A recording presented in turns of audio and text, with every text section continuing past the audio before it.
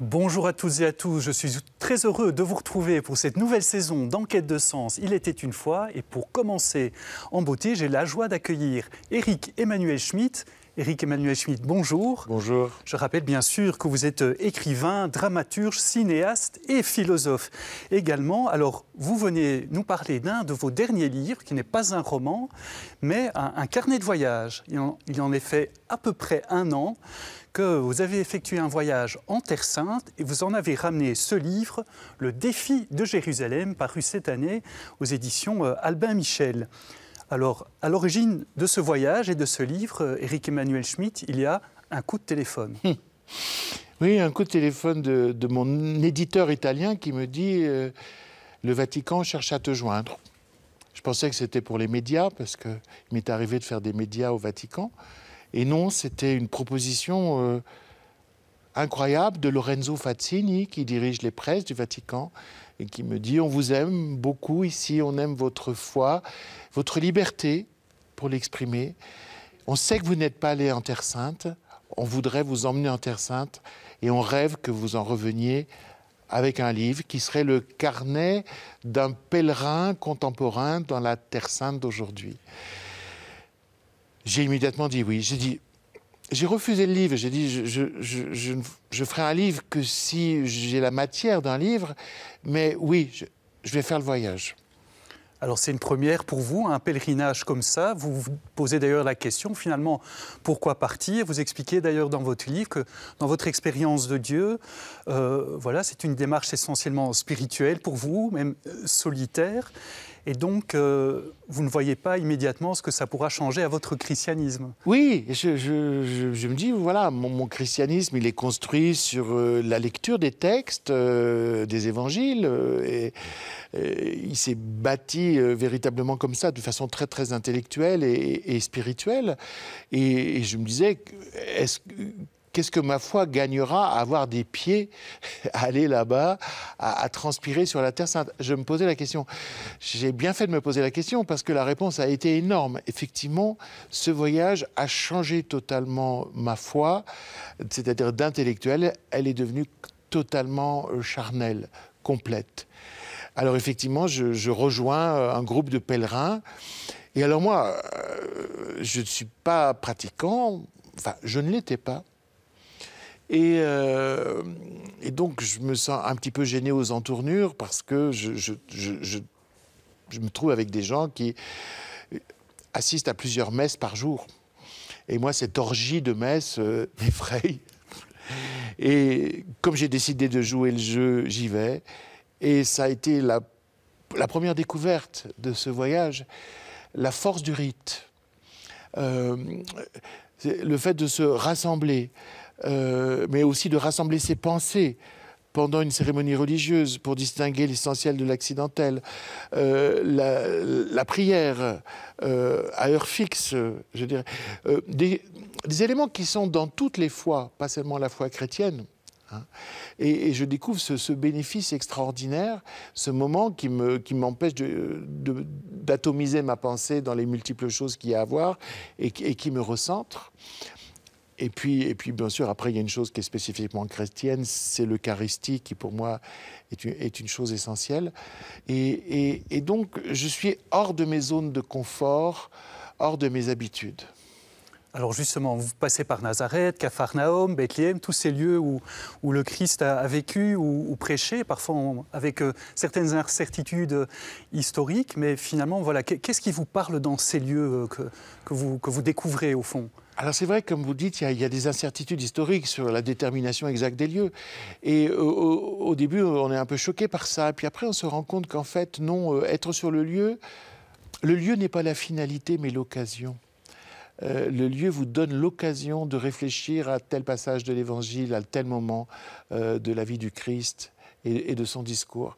Donc, de toute façon, c'est important d'être dans un lieu, fût-il pas authentique, puisque D'ailleurs, selon que vous êtes orthodoxe ou catholique, vous ne visitez pas les mêmes lieux. Donc ça, c'est important. Et puis, certains textes vont tout d'un coup être vivifiés par l'environnement dans lequel ils sont nés. Par exemple, quand on est au bord du lac de Tibériade, on se rend compte de tout ce que les évangiles ont de pastoral, de profondément lié à la nature. Quand on est sur le mont des Béatitudes, l'endroit où pour la première fois Jésus parle, je me mets à interpréter différemment le discours sur les Béatitudes. Heureux ceux qui... j'y vois plus du tout une promesse pour après la mort, j'y vois une promesse au présent. Heureux ceux qui, déjà maintenant, se battent pour la justice. Ils ont une forme de bonheur. Ce n'est pas une récompense pour plus tard. C'est déjà une forme de bonheur d'être en adéquation avec ces valeurs. Donc, tous les textes sont réirrigués. Et je découvre aussi ce qu'a de moyen-oriental notre foi. Je suis habitué aux églises tristes, sombres, grises. Et là, je suis dans une nature absolument magnifique. Et tout prend cher. Alors, la dernière étape de votre voyage, c'est Jérusalem. Vous arrivez à l'église du Saint-Sépulcre, vous entrez, vous ne savez pas trop ce que vous faites là, vous rejoignez un groupe de pèlerins qui va rejoindre le lieu du calvaire. Vous êtes un peu étonné par... voilà, vous avez l'impression qu'ils attendent comme d'aller à une attraction, vous ne vous sentez pas à l'aise, mais là, quelque chose de tout à fait inattendu va se passer. Qu'est-ce qui se passe? C'est au moment où je suis le plus critique, le plus cynique, le plus voltairien, où je suis en train de critiquer tout ce que je vois autour de moi, toutes les bondieuseries, toutes des expressions de la foi extrêmement naïves dans lesquelles je ne me reconnais pas. Donc j'ai envie de fuir, mais je me suis agrégé à cette file et tout d'un coup je m'agenouille sur le Golgotha, devant le mont du crâne, l'endroit où Pilate faisait exécuter ou supplicier plutôt les condamnés, et donc devant l'endroit où Jésus a souffert et est mort. Et je crois faire simplement la gymnastique du pèlerin, j'ai compris. Alors on s'agenouille là, on fait et après on part. Donc je m'attends à faire cette gymnastique et je suis traversé. Je suis traversé par le sentiment d'une présence.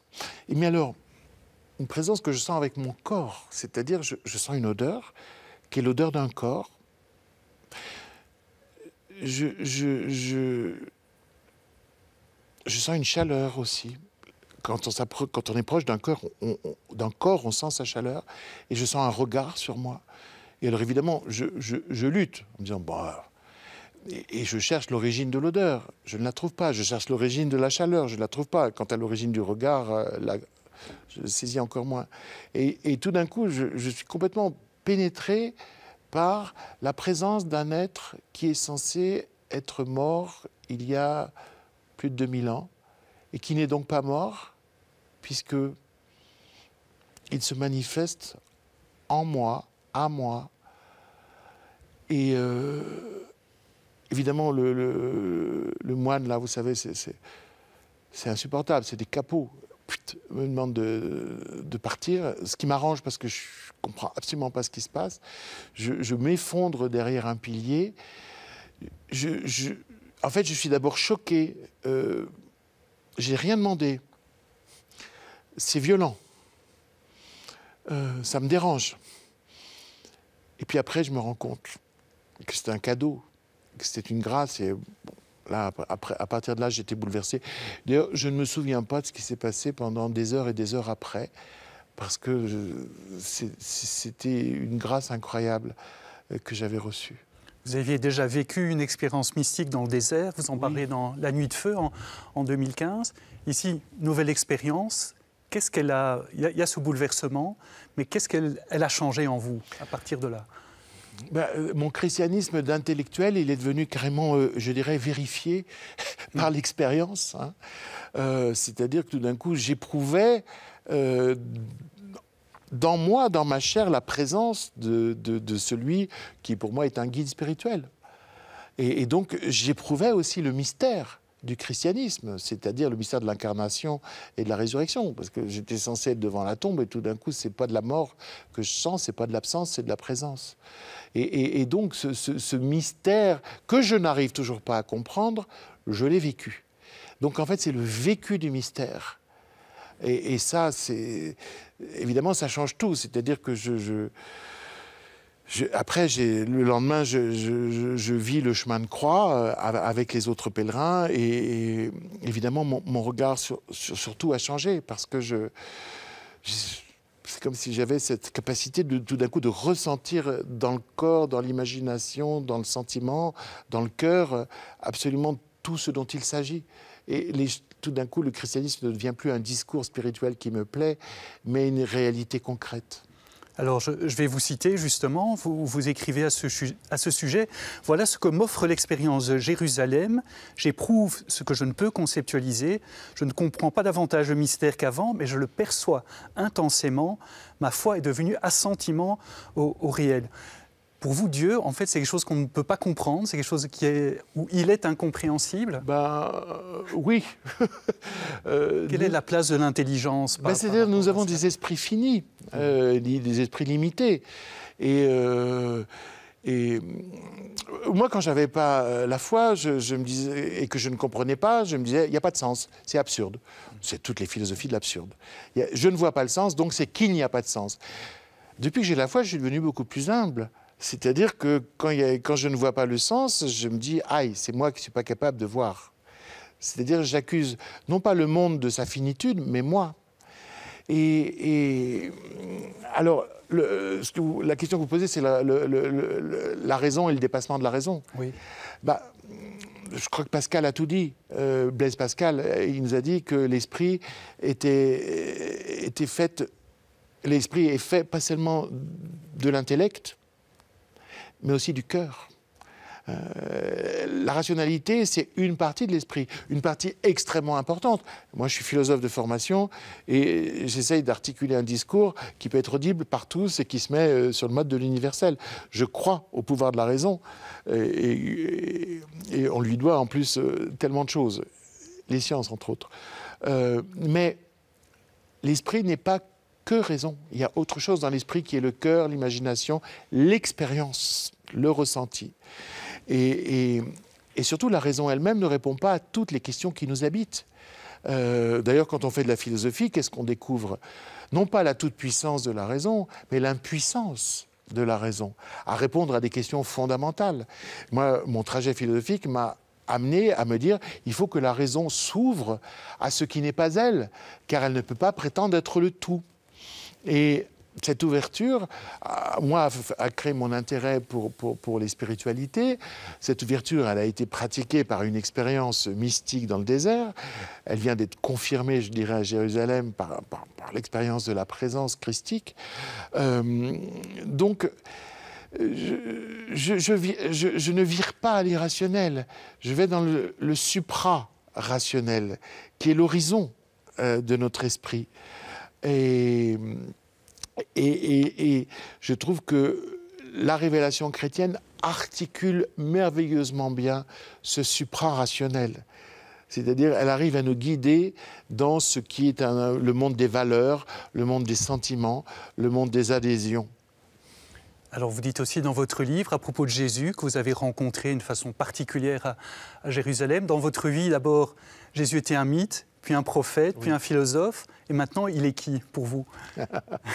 C'est vrai, ça me fascine dans les évangiles. Chaque fois que Jésus rencontre quelqu'un, il dit « Qui crois-tu que je suis ?» Et alors moi, j'ai passé par toutes les étapes. Effectivement, d'abord, pour moi, il était un mythe, parce que j'étais d'une famille athée, j'ai reçu une instruction athée, etc. Donc voilà, il n'a même pas existé, c'est une histoire. Et puis après, pendant mes études de philosophie, je prends beaucoup plus en considération Jésus. Et tout d'un coup, je me dis, bon, au moins c'est un prophète, un des grands prophètes de l'histoire. Et puis, plus j'avance, je lis Spinoza, je lis Descartes, etc. Je me dis, oui, non, c'est un philosophe. Un grand philosophe, un philosophe spontané, un philosophe intuitif, comme le définit Spinoza. Et donc, il me nourrit, parce qu'il apporte une pensée qui m'intéresse. Et maintenant, évidemment, depuis Jérusalem, je réponds c'est Dieu, c'est le Fils de Dieu. Et donc, dans ma vie, j'aurais donné les 4 réponses qu'on peut donner à la question « Qui crois-tu que je suis ?» Aussi, donc, vous découvrez Jésus, vous avez découvert l'Eucharistie, vous le disiez, en allant à Jérusalem, vous étiez plutôt étranger à tout ce qui est rituel. Oui. L'Eucharistie est devenue importante pour Essentiel. Essentiel. Qu'est-ce qu'elle représente pour vous? Elle est le vécu du mystère.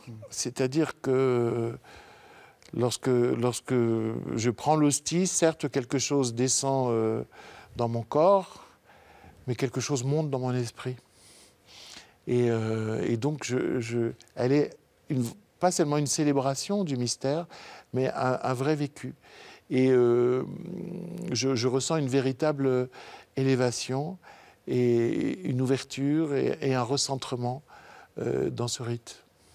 Alors on va quand même s'arrêter un petit peu au titre du livre, le défi de Jérusalem. Effectivement, on le sait, Jérusalem, c'est la ville des 3 monothéismes, la ville sainte à la fois pour les Juifs, pour les chrétiens, pour les musulmans. En arrivant là-bas aussi, vous êtes frappé par plein de choses, par un bruissement, par beaucoup de contradictions, une forme même de violence.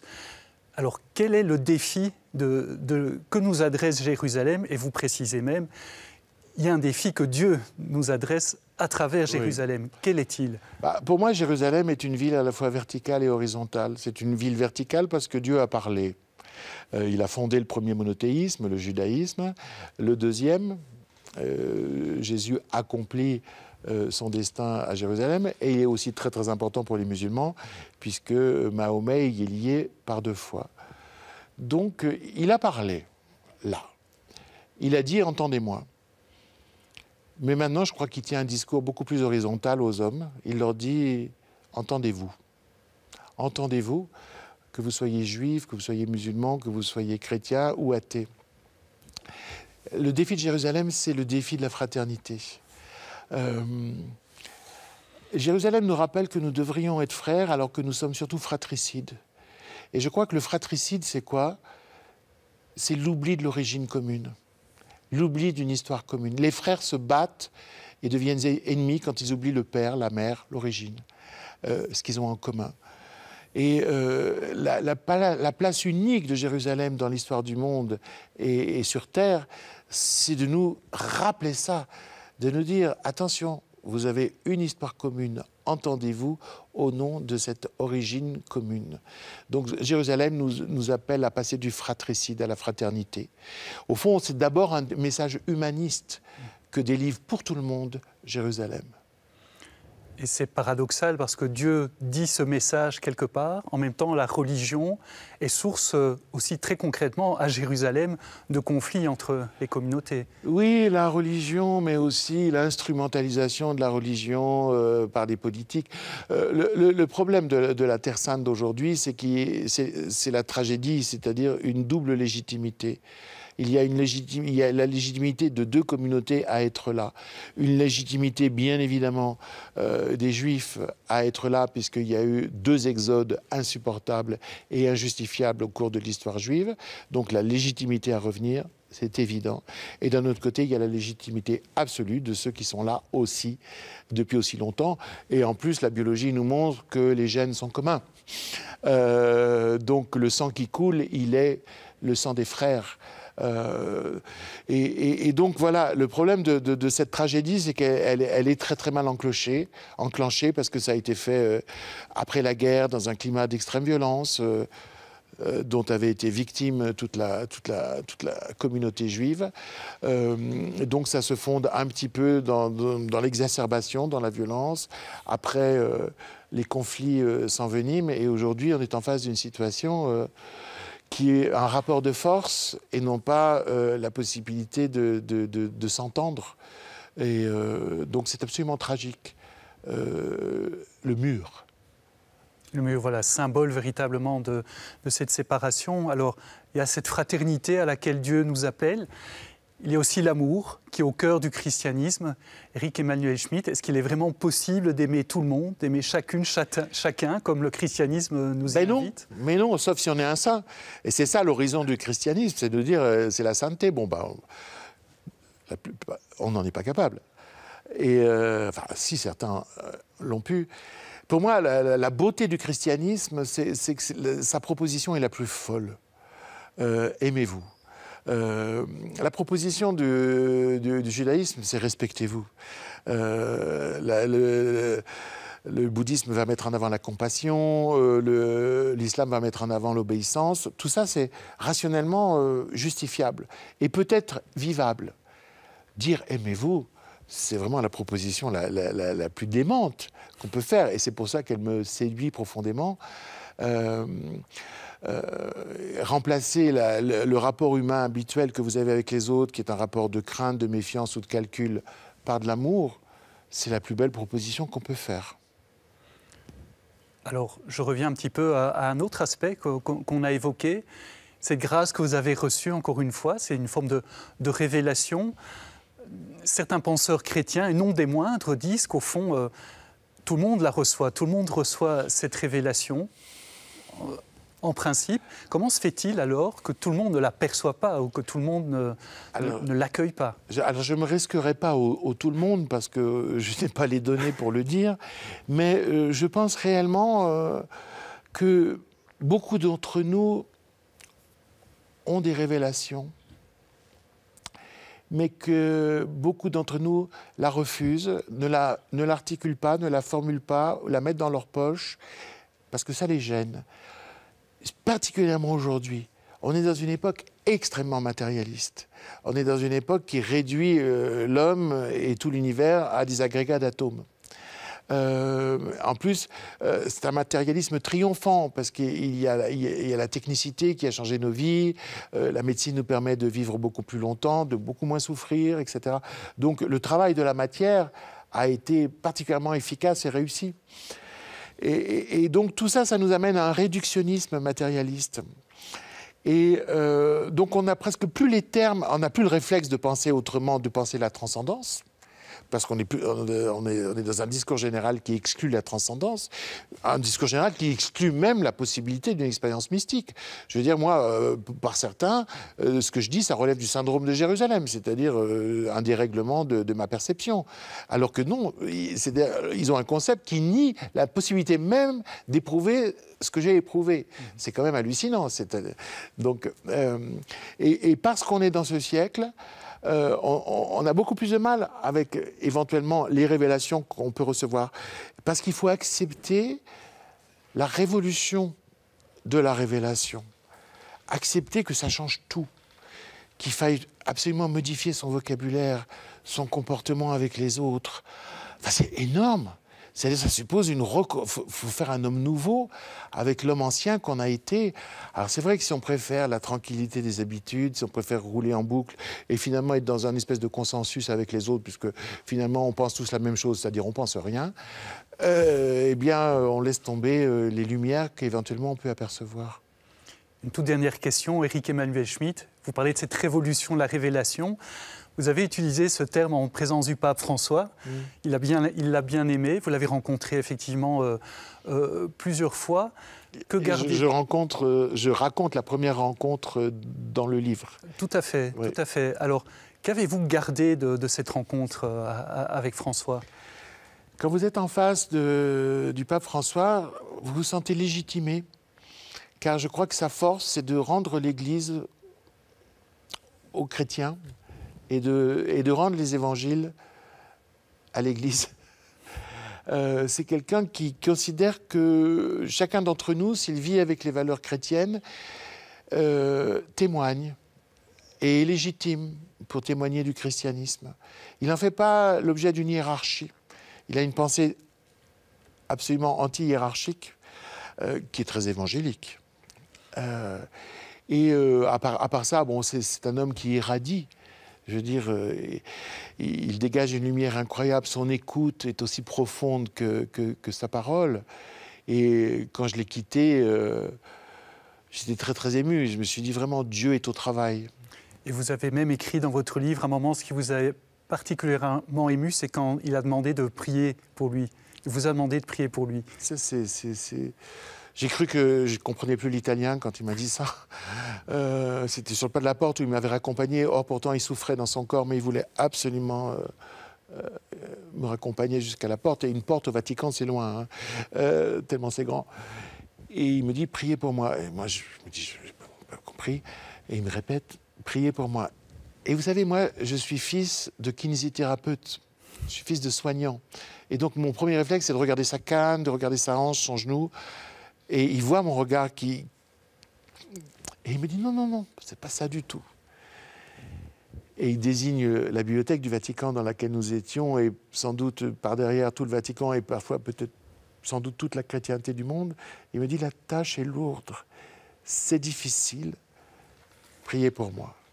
Ça voulait dire, moi, Bergoglio, j'ai aucune importance, je n'ai que l'importance de la mission qui m'est confiée, et j'y donnerai toutes mes forces. Donc c'était d'une humilité absolue. Et en plus, c'était une manière de dire, ta prière, aux yeux de Dieu, elle compte autant que la mienne. Voilà, je l'ai quitté sur ces mots-là, j'étais assez bouleversé. Éric Emmanuel Schmitt, merci beaucoup de nous avoir parlé de ce livre, de votre voyage et puis de l'expérience, des expériences que vous avez rapportées de là-bas. Je rappelle bien sûr le titre de ce livre, Le défi de Jérusalem, paru aux éditions Albin Michel. Merci aussi d'avoir été avec nous aujourd'hui. Si vous souhaitez revoir cette émission, comme d'habitude, rendez-vous sur la plateforme Ovio ou sur le site catobel.be. À très bientôt pour une prochaine émission.